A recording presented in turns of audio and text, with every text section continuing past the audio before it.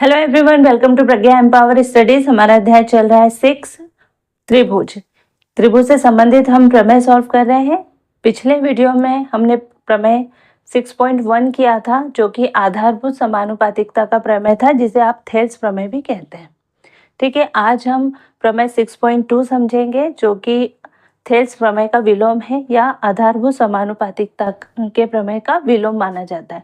तो स्टार्ट करते हैं। प्रमेय 6.2, यदि एक रेखा किसी त्रिभुज की दो भुजाओं को समान अनुपात में विभाजित करे तो वह रेखा तीसरी भुजा के समांतर होती है। ये सिद्ध करना है ना। ये उसका विलोम है। अब हम इसको सिद्ध भी करेंगे। ठीक है, तो एक त्रिभुज है ए बी सी, है ना। एक भुजा है जो त्रिभुज की दो भुजाओं को समान अनुपात में विभाजित करती है, तो वो रेखा कौन सी है?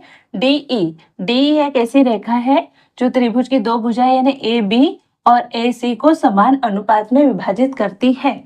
इसका मतलब ये है कि जो डी रेखा है वो ए बी को डी पर विभाजित कर रही है, यानी कि ए डी बटे डी बी बराबर होगा, क्योंकि ये ए सी को ई बिंदु पर विभाजित करती है, इसलिए ए ई बटा ई सी, यानी ए डी बटे डी बी बराबर होगा ए ई बटे ई सी के। ये होगा।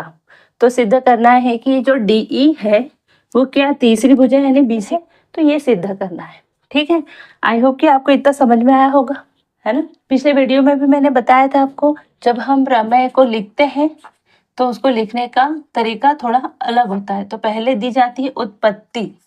हमको इस प्रमेय की उत्पत्ति के बारे में बताना है। तो उत्पत्ति में हम क्या लिखते हैं? एक त्रिभुज है एबीसी, एक त्रिभुज एबीसी है। ठीक है, रेखा कौन सी है? डीई। डीई ए बी व ए सी को समान अनुपात में विभाजित करती है।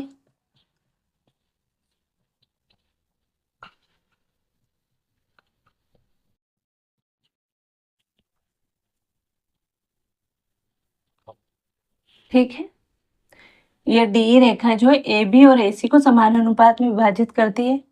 अतः ये जो बोला है हमने वो कैसे लिखे जाएगा? ए डी बटे डी बी बराबर होगा ए ई बटे ई सी के। ठीक है, समान अनुपात में विभाजित करती है, मतलब ये दो भागों में विभाजित किया, ये बटा ये बटा ये बराबर होगा, ये है। तो हमने इसको दे दिया नाम 1। ये हमको एक समीकरण मिल गया जिसको हमने नाम दिया समीकरण 1। ठीक है, अब हमको क्या करना है? सिद्ध करना है। क्या सिद्ध करना है ये भी तो बताना पड़ेगा। तो सिद्ध करना है, उत्पत्ति में जो हमको दिया होता है वो भी हम लिख देते हैं। एक त्रिभुज है और एक रेखा डी जो ए बी ए सी को समान अनुपात में विभाजित करती है, वो लिख दिया। अब सिद्ध करना है में हम क्या लिखेंगे? जो हमको सिद्ध करना है क्या? वह तीसरी भुजा को समांतर, तीसरी भुजा के समांतर है ना। यानी कि डी ई बी सी के समांतर है क्या, ये सिद्ध करना है। मतलब डी ई समांतर के लिए ऐसा चिन्ह लगा दिया जाता है बी सी। ये हमको सिद्ध करना है, यानी ये जो डी ई है इतनी, ये इसके समांतर है, यानी ये रेखा बी सी के समांतर है क्या, सिद्ध करना है। तो ये समांतर का चिन्ह है, तो अपन शब्दों में लिखने की जरूरत नहीं पड़ेगी, ये लिख दिया तो ठीक है। अब प्रमेय को हम सॉल्व करते हैं। ठीक है, ठीक है, तो हम सॉल्व करने के लिए मान लेते हैं कि जो डी है ये ए बी और ए सी को समान अनुपात में तो विभाजित कर रही है, पर जो डी ही है ये बी सी के समांतर नहीं है। तो ऐसा मान लिया कि डी ई बी सी के समांतर नहीं है। अब नहीं है तो हम क्या करेंगे? कोई ना कोई समांतर भुजा खींच के काम करेंगे।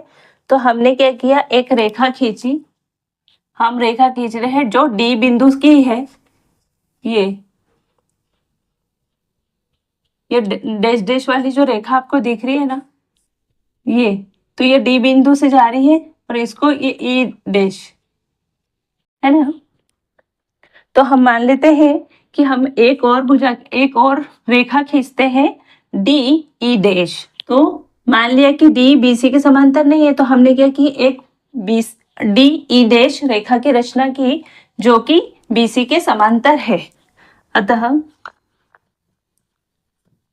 डी ई डैश रेखा खींचते हैं या रेखा की रचना करते हैं जो बीसी के समांतर है। ये थोड़ी आपको तिरछी जरूर दिखेगी, लेकिन अगर मैं बिल्कुल इसके समांतर खींचती ना तो ये बिल्कुल पास पास हो जाती, तो आपको दिखाई नहीं देती, इसलिए थोड़ी थोड़ी तिरछी है। बुक में भी आप देखोगे कि थोड़ी तिरछी ली है, डॉटेड लाइन है ना। तो ये जो डॉटेड लाइन है डी ई डैश यानी है, तो ये इसका एक सिरा कौन सा है, डी का, मतलब डी बिंदु से, और दूसरा ई डैश है, ई के थोड़े ऊपर। और मान लिया कि डी ई डैश क्या है, बी के समांतर है। इसको इस तरह से खींचा कि ये बीसी के समांतर है, यानी डी ई डैश समांतर है बीसी के। ठीक है, अगर डी ई डैश बीसी के समांतर है तो हमने थेल्स प्रमेय में क्या पढ़ा था कि एक त्रिभुज के किसी भुजा के समांतर एक रेखा खींची जाए तो वह अन्य दो भुजाओं को समान अनुपात में विभाजित करती है। ये था थेल्स प्रमेय। इसके लिए इस प्रमेय की वजह से अगर ये डी ई डैश बीसी के समांतर होगी तो इसलिए अगर ऐसा है तो ये इसलिए का साइन लगा दिए। ये चूंकि ऐसा है, हमने खींची ऐसी, इसलिए क्या होगा, ए, ये बिंदु तो डी है, डी ए डी बटे डी बी बराबर होगा ए ई डैश के और बटे ए ई डैश सी, यानी कि जब ये डॉटेड लाइन और ये बी सी एक दूसरे के समांतर होगी ना, तो ए डी बटे डी बी ये अनुपात बराबर होगा ए ई डैश बटे ई डैश सी के, ये होगा। अब इसको दे दो, आप दो नाम दे दो। ठीक है, ये भी हमारे पास एक समीकरण मिल गया, ये भी एक समीकरण मिल गया। आप देख रहे हो कि ये है ए डी बटे डी बी, ठीक, बराबर ए ई अपॉन ई सी। ठीक है, और ये भी तो है ए डी बटे डी बी बराबर है ए ई डैश बटे ई डैश सी के। पर ये जो लेफ्ट हैंड साइड है ये दोनों में एक ही है ना, ये और ये समान है। ए डी, ये भी ए डी बटे डी बी है, ये भी ए डी बटे डी बी है, तो ये बराबर है। तो ए ई बटे ई सी बराबर होगा ए ई डैश बटे ई डैश सी के, होगा ना। तो इसके लिए आप क्या कीजिए, इसका स्क्रीनशॉट ले लीजिए क्योंकि मुझे इसको इरेज करना पड़ेगा। ठीक है, तो पहले ये मैं उत्पत्ति इरेज कर रही हूँ। तो समीकरण 1 और 2 से क्या होगा, ए ई बटे ई सी बराबर होगी ए ई डैश बटे ई सी के, यानी ए ई डैश बटे ई डैश सी के। ये ए ई बटे ई सी बराबर होगी ए ई डैश बटे ई डैश सी के, क्योंकि दोनों पक्षों में हमने देखा था, दोनों समीकरण में हमने देखा था लेफ्ट हैंड साइड जो था ए डी बटे डी बी था, दोनों साइड था, इसलिए 1 और 2 समीकरण से हमको ये मिल जाता है। अब हमने मैथ्स पढ़ा है, उसमें हमने देखा है कि समीकरण के दोनों साइड हम कुछ जोड़ भी सकते हैं, कुछ घटा भी सकते हैं, कुछ गुणा कर सकते हैं, कुछ भाग कर सकते हैं, लेकिन क्या कर सकते हैं, दोनों साइड कर सकते हैं ना। तो हम क्या करेंगे, अब यहाँ से सिंपल मैथ्स शुरू हुआ है, दोनों साइड 1 जोड़ देते हैं। तो लिखिए हम दोनों पक्षों में 1 जोड़ने पर, ठीक है, हम क्या करेंगे, दोनों पक्षों में 1 जोड़ देंगे।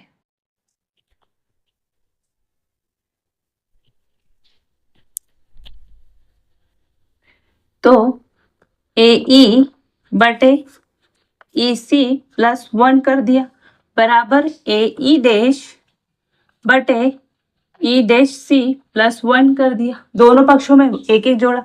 अब प्लस किया है तो एलसीएम भी ले लेते हैं ना, तो ए ई प्लस ये एलसीएम किया तो ई सी हो जाएगा बटे ई सी हो जाएगा, ये हो जाएगा एलसीएम लेने से। और ये क्या हो जाएगा, A E dash plus E dash C बटे क्या होगा, ई डैश सी, ऐसा हो जाएगा। ठीक है, देखो ए E plus E C, A E plus ई सी, तो ये ए सी के बराबर है ना, तो इसको हम लिख दें ए सी बटे ई सी, यानी ये जो है ए सी के बराबर है। ठीक है, और E A E dash plus E dash C, A E dash plus E dash C, ये भी ए सी के बराबर हुआ ना, दो टुकड़े जरूर है लेकिन दोनों को जोड़ा तो ए सी के बराबर ही हुआ, तो यहाँ पर लिखो ए सी बटे ई डैश सी तो होगा ही।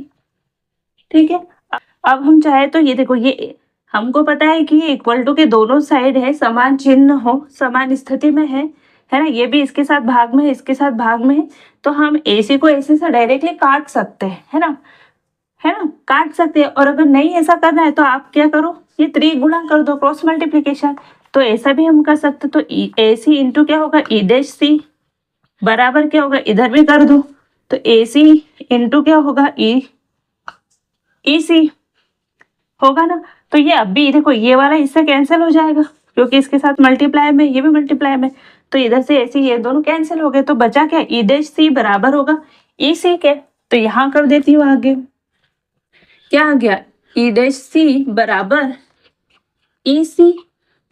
अब देखो ये क्या हुआ, ई डैश सी यानी ई डैश सी बराबर है ई सी के, यानी ई सी के। अब ये और ये दोनों कब बराबर होंगे, जब ये ई डैश और ई एक ही बिंदु पर होंगे तभी तो ये बराबर होंगे, अगर ये अलग अलग होंगे तो बराबर हो ही नहीं सकते, है ना। जैसे एक ये यहाँ से यहाँ और एक यहाँ से यहाँ, बराबर कब होंगे, जब ये दोनों बिंदु या तो दोनों नीचे हो या दोनों ऊपर हो, तब ये बराबर होंगे, नहीं तो थोड़ा सा भी मार्जिन रहा ऊपर नीचे हुआ तो ये बराबर नहीं हो सकते।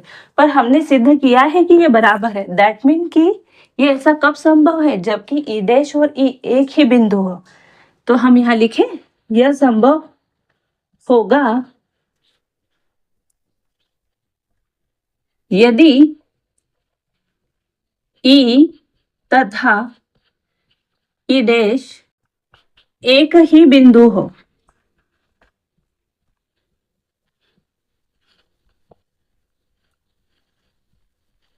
है ना, जब ये दोनों बिंदु एक ही होंगे ना तब ऐसा होगा। अब देखो ये जो डी ई रेखा और डी ई डैश, दोनों में डी तो कॉमन था, दोनों में डी तो था ही। अब हमने सिद्ध कर दिया कि ई और ई बिंदु भी एक ही है, ये के ऊपर एक ही, मतलब संपाती है। इसका मतलब कि जो रेखा है ना ई डैश सी और डी ई, ये दोनों कैसी रेखा है, संपाती है, अर्थात रेखा डी और ई संपाती होगी। तो लिख दो, अर्थात रेखा डी ई तथा डी ई डैश संपाती होगी। संपाती का मतलब एक के ऊपर एक, मतलब कि ये रेखा दोनों एक ही होगी, है ना। अब देखिए जब हमने सॉल्यूशन स्टार्ट करा था, सॉल्व करना स्टार्ट किया तो हमको ये दिया था कि जो डी है एक रेखा ए बी और ए सी को समान अनुपात में विभाजित करती है, और ये ज्ञात करना था कि डी क्या बी सी के समांतर है क्या। तो हमको पता नहीं था तब कि वो बी सी के समांतर है या नहीं, तो बस हमने मान लिया था कि चलो मान लिया कि नहीं है। पर फिर हमने क्या किया था, एक रेखा खींची थी डी ई डैश, जिसको हमने क्या माना था, बी सी के समांतर। हमने ये कहा था कि एक रेखा हम डी ई डैश खींचेंगे जो बीसी के समांतर होगी। लेकिन अब हमने क्या सिद्ध कर दिया कि डी तथा डीई डैश संपाती है, मतलब एक ही रेखा है, एक के ऊपर एक है, मतलब दोनों रेखा, ये वाली डैश वाली और ये वाली दोनों एक ही है ना। तो डीई डैश क्या थी, डीई डैश समांतर थी किसके, बीसी के समांतर थी, ये तो हमने खींची थी, है ना। डी डैश बीसी के समांतर है क्योंकि ये तो हमने बनाई थी, और डी डैश और डी दोनों कैसी संपाती, तो क्या होगा, डी ई भी BC की कैसी होगी, समांतर होगी, है ना, चूंकि DE डैश BC के समांतर है इसलिए D भी BC के समांतर होगी। और ये दो खड़ी डंडी खींचते ना, इसका मतलब होता है ये दो खड़ी लाइन खींचते हैं इस तरह से, इसका मतलब होता है कि इधर वाली रेखा की कैसी समांतर है ना, ये बराबर का होता है और ये खड़ी वाली ये बताता है समांतर, एक दूसरे के पैरेलल।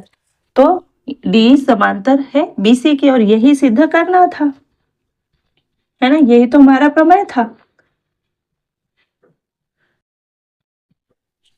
यही था ना। यदि एक रेखा किसी त्रिभुज को दो भुजाओं को समान अनुपात में विभाजित करे तो वह तीसरी भुजा के समांतर होती है। तो बस ये डी ए बी और AC को समान अनुपात में विभाजित करती है और BC की कैसी है, समांतर, सिद्ध कर दिया, डी BC के समांतर है ना। ये जो प्रमेय है, प्रमेय 6.2, इसी को कहेंगे आधारभूत समानुपातिकता प्रमेय का विलोम या थेल्स के प्रमेय का विलोम।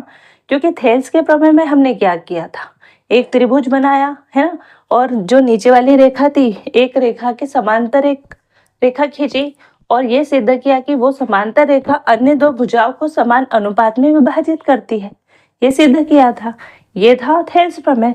अभी हमने क्या किया, हमने एक लाइन, ये जो एक रेखा खींची वो अन्य दो भुजाओं को समान अनुपात में विभाजित करती है, तो हमने सिद्ध कर दिया कि वो BC के समांतर है ना। दोनों में देखोगे तो एक ही चीज है, बस एक में आगे से पीछे, पीछे से आगे, बस इतना सा डिफरेंस है। अगर आप पढ़ोगे तो देखोगे कि दोनों प्रमेय का एक ही मतलब होता है कि त्रिभुज में एक रेखा अगर किसी भुजा के समांतर खींची जाए तो वो अन्य दो भुजाओं को समान अनुपात में विभाजित करती है, या एक ऐसी रेखा खींची जाए जो दो भुजाओं को समान अनुपात में विभाजित करती है तो वो तीसरी भुजा के समांतर होगी। ठीक है, तो मैंने ये बहुत अच्छे से समझाने की आपको कोशिश की, स्टेप बाय स्टेप हर एक चीज़ बताने की कोशिश की। आई होप कि आपको ये वीडियो और ये प्रमेय अच्छे से समझ में आया होगा। इससे पहले जो मैंने थेल्स प्रमेय आपको बताया था वो भी आपको अच्छे से समझ में आया होगा। वीडियो अच्छा लगे, अच्छे से समझ में आया तो प्लीज़ वीडियो को लाइक करना, चैनल पे नए हो तो चैनल को सब्सक्राइब करना। आपका कोई भी इशू हो, कोई भी कमेंट हो तो उसको कमेंट बॉक्स में कमेंट करना, अपने दोस्तों के साथ शेयर करना, 10th क्लास के स्टूडेंट 11th क्लास के स्टूडेंट तक पहुंचाइए। मिलते हैं नेक्स्ट वीडियो में, तब तक के लिए जय हिंद, जय भारत, थैंक यू।